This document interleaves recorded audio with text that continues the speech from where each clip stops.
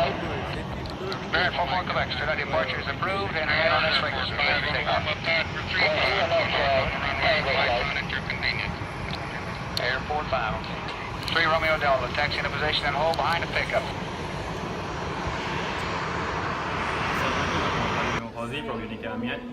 This video is about my assignment regarding the subject of aviation finance, and my topic will be Malaysian aviation economy.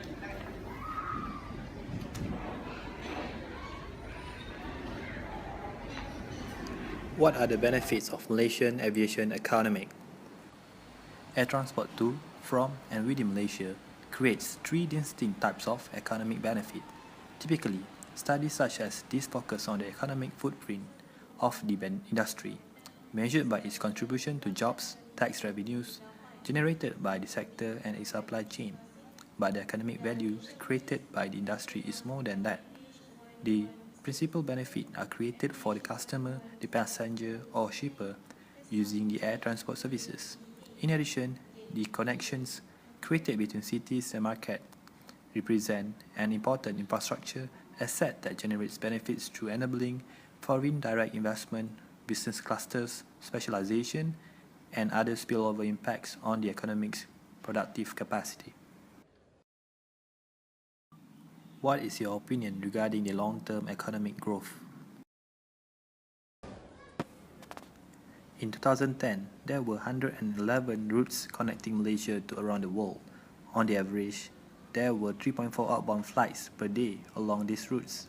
A total of 26 of these routes were connecting Malaysia to cities of more than 10 million inhabitants, with 2 outbound flights per day available to passengers.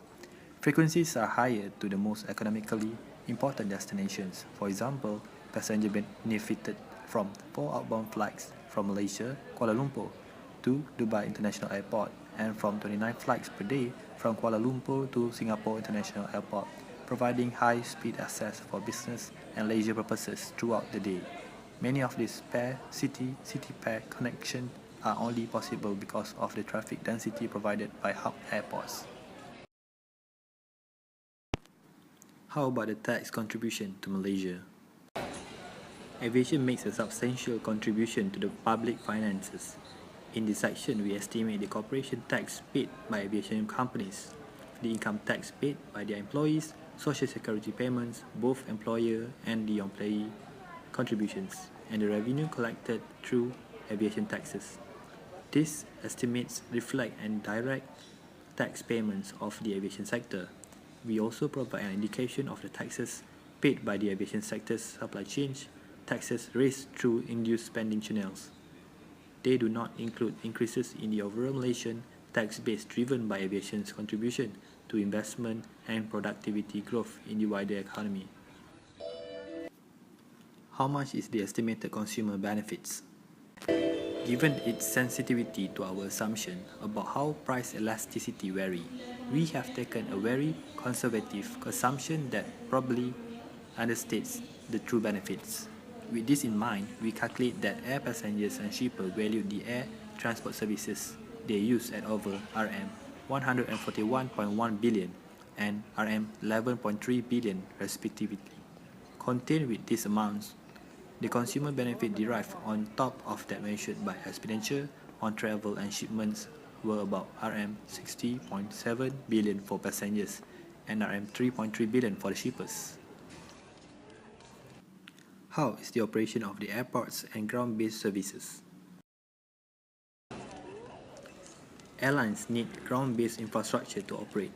This infrastructure includes the facilities at Malaysian airports that directly serve passengers, such as baggage handling, ticketing, retail and catering outlets. Less visible are the essential services which are sometimes provided off-site, such as air navigation and air regulation, as well as the local activities of freight integrators. The 5 largest airports in Malaysia, Kuala Lumpur International Airport, Kota Kinabalu International Airport, Kuching International Airport, Penang International Airport, and Miri Airport. It handles over 43 million passengers a year. In total, over 53 million passengers arrive or depart from Malaysian airport each year. Over 805,000 tons of freight is handled annually.